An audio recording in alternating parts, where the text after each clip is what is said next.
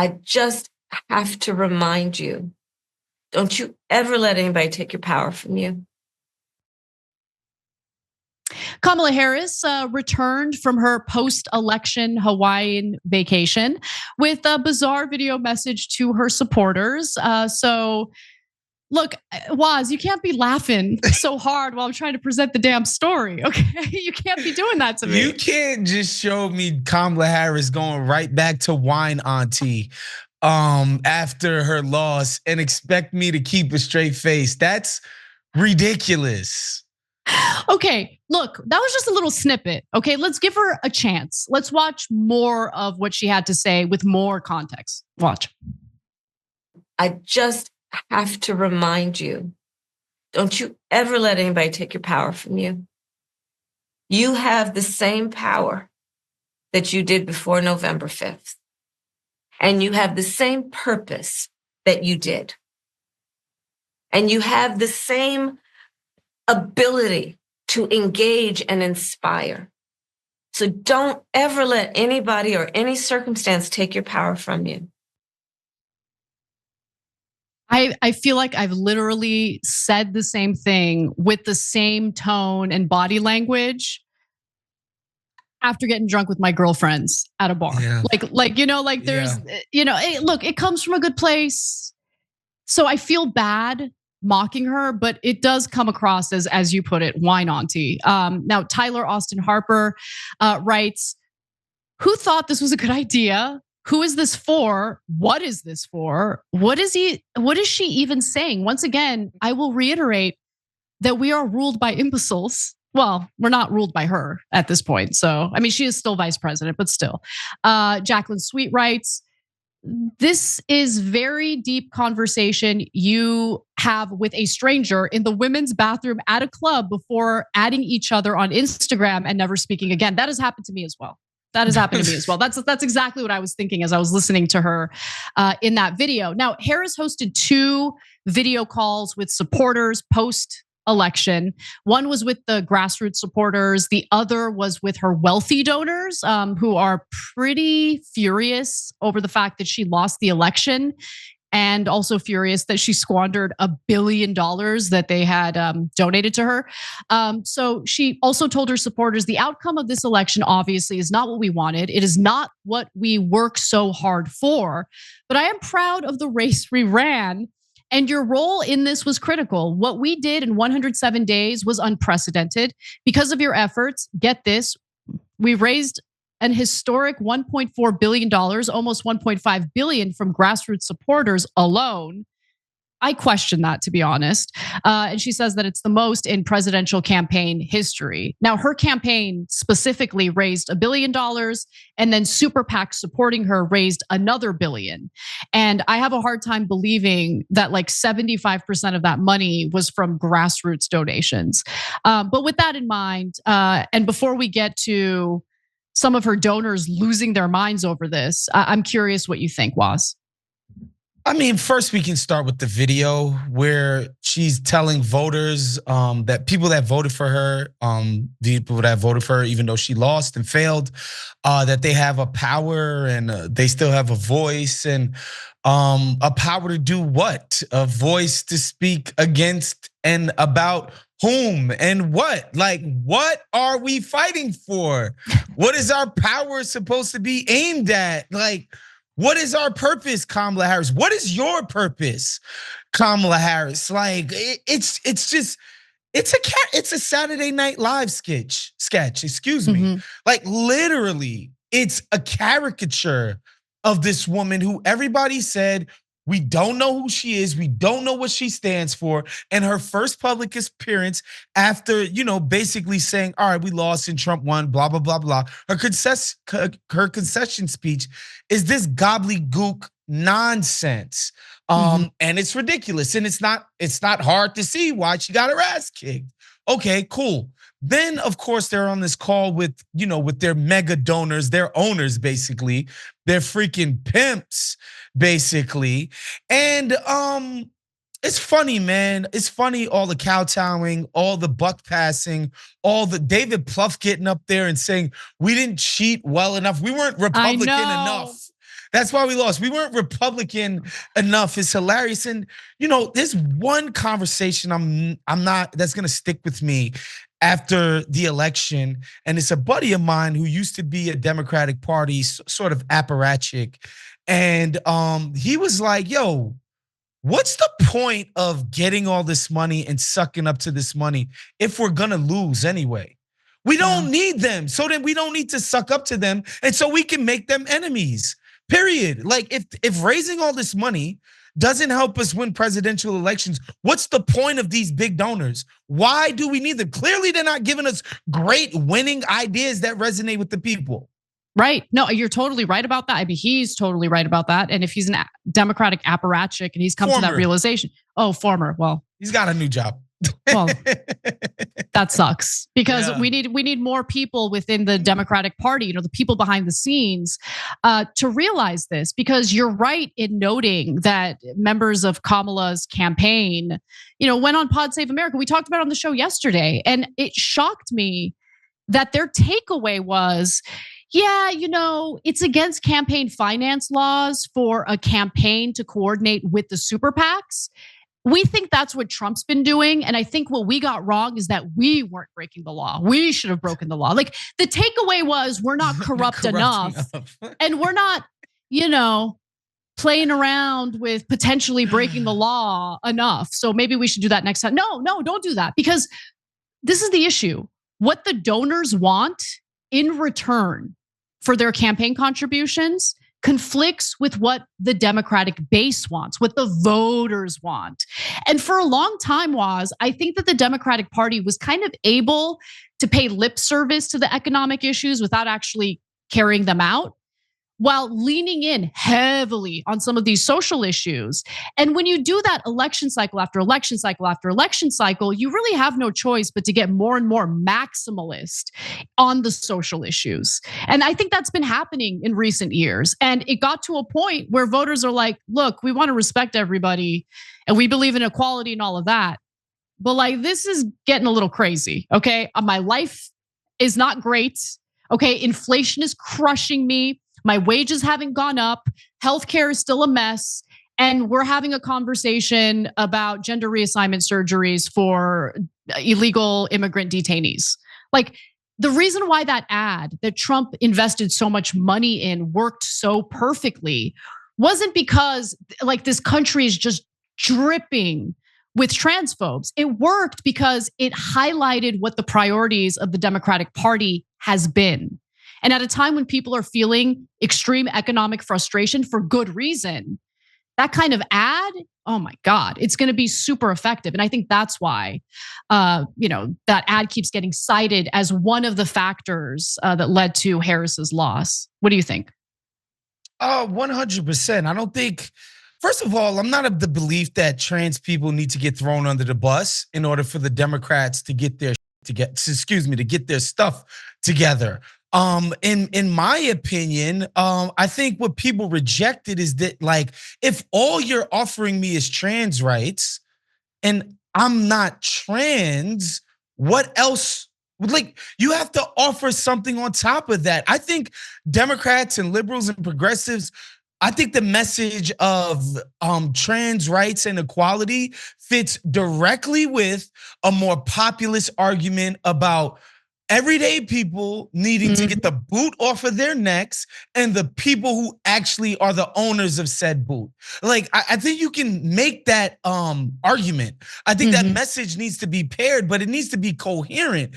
And, shouts to our guy, Daniel Bessner, who says it all the time. I think the Biden campaign, the Kamala campaign is just a sign of the failures of liberalism, neoliberalism, whatever you want to call it, because they just don't have anything to offer the people. Just look at what Kamala Harris was saying in that video. What is she offering us? What are they offering us? Platitudes. I mean, don't you love to hear nice things about yourself and how powerful you are at a time when you feel deeply unpowerful, deeply powerless? It's but the platitudes don't work anymore. I mean, they might work for a handful of people, loyalists to the Democratic Party. People who already got it good, Anna, is gonna work Yep. for them. Yes, like if you got a nice white collar job and you got a beautifully manicured lawn in a suburb or exurb somewhere in one of these brand new suburban enclaves. Yeah, both you and your spouse got a college degree, graduate level. Yeah, this stuff sounds great. Sorry, I'm cursing a lot, guys. I'm just really fired up. No, I feel you. I totally feel you. This stuff sounds great to you, right? Like I get that. However, like to everybody else, which is the vast majority of the people in the country, it doesn't sound great because they're not doing as well. And like just the joke of Chuck Schumer, where he's like, for every working class person we lose, we're gonna get 2 more suburbanites, just by the sheer numbers of who's working class and who's making $150,000 a year. That math ain't mathing. How you gonna get 2 for 1 when the actual numbers of the people out in the country who this applies to, that's not how it match up. In fact, it's the inverse. It's 2 working class people for every freaking, graduate level, PhD dork out there. So tell me, who's the dumb one? Because the argument you hear from Democrats over and over again is Trump is the dumb one. But I mean, look, if you want to do a comparative analysis, I would argue the party that is trying to go after more affluent voters or never Trump Republicans and decide that it's a good idea to go around town campaigning with a neocon like Liz Cheney, they might be the dumb ones. They might be way dumber. Because say what you will about Trump, and I have a lot of issues with Trump, but he is intuitive enough and smart enough to know that the working class in this country has been growing more and more furious, frustrated, angry for decades, for years. And when you have one guy purport to want to serve them and make their lives better, and the other party is, throwing concerts for their political rallies and like bragging about Taylor Swift, it's just not going to play well. And that's exactly what happened here. Now, DNC finance member Lindy Lee is particularly furious. She's been doing the rounds. She's been going on a bunch of different shows because she claims that the Democratic Party and specifically the Harris campaign misled her and donors about the likelihood of Harris winning the election. And so she feels that the precious donors were defrauded, which I'm amused by. Okay, so I don't really shed any tears for these donors. And sorry, Lindy Lee, I know you're upset that the Democratic Party lied to you, but more importantly, they lied to the American people. First, there was a cover-up in regard to Biden's mental decline. Then there were nonstop lies about how well Kamala Harris was doing. I mean, there were literally political pundits talking about Kamala Harris sweeping the swing states. She got swept, okay? Like there was she didn't win a single swing state. So with that in mind, here is, again, DNC finance team member Lindy Lee speaking to News Nation about this whole debacle. I was speaking and texting with fellow attendees of the call, and we were amazed by how self-congratulatory the tone was. I don't recall, the call was about 20, 30 minutes. I don't recall anyone taking responsibility. Really? For the fact that we spent about $2 billion across Super PAC in the campaign and came up so significantly short. We lost 7 swing states. Self-congratulatory. In what types of things were being said? They praised Harris as a visionary leader. I believe at one moment during the call, she was talking about her Thanksgiving recipe. And I don't say this with any malice or anything. I'm just merely conveying what happened. I think I was stunned to hear that, given just the extent and brutality of the loss. There was no sort of postmortem or an analysis of how we can do better, what sort of lessons were learned. It was really just patting each other on the back, congratulating each other on I'm not sure what, and saying we'll see you for Christmas. Welcome to reality, Lindy, because Democrats taking personal responsibility has been the lack of personal responsibility has been a problem with the party for a long time now. It's just that the donors are now starting to see it. And look, the one thing I'll say is maybe Lindy Lee doesn't realize that she's accidentally confessing to something. She's upset because the donors gave Kamala Harris's campaign money thinking that she has a good chance of winning. They didn't give her the money to help her win.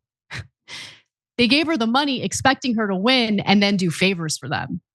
So I would like to send these mega donors to the EAD universe where they belong. I don't shed any tears for them. Oh, the wealthy donors. Oh, they're so sad that they were unable to get favors for the money that they shelled out for the Democrat here. Anyway, thoughts on that before we go to the last video? Yeah, I think that was just a sort of shareholder meeting where, they grilled the CEO about return on investment. And basically the shareholders are basically like, yo, what the hell happened this quarter? Somebody's got to shape up or get shipped out, right? And so that's what that was. But I mean, I don't think she was wrong about the tone of the call. She's right about that. When you read the quotes of these people, just like, oh yeah, we just missed a couple of things here, and we only had 101 days, or else we would have got those Republicans. And it's just like, all right, guys, like absolutely no contrition, no like humility of, look, we kind of ruined this and we got this wrong and we need to be better. And the last thing I'll say about this, man, if people don't remember this, and I'm sure you do, Anna. After the Republicans got smoked in 2012, they did the autopsy. And literally, I think that Republican Party internal autopsy is how we got Marco Rubio. Like that dude wouldn't exist without the autopsy, where they're just like, look, the country's browning. Maybe we do like path to citizenship for these folks. Like some of them would be like super Christian and want to rock with us and like blah, blah, blah. They did none of that. Turns out like people stay in America long enough, even if they're Mexican or Cuban or Venezuelan or Puerto Rican, a lot of them will end up being conservative anyway. And everything will be just fine.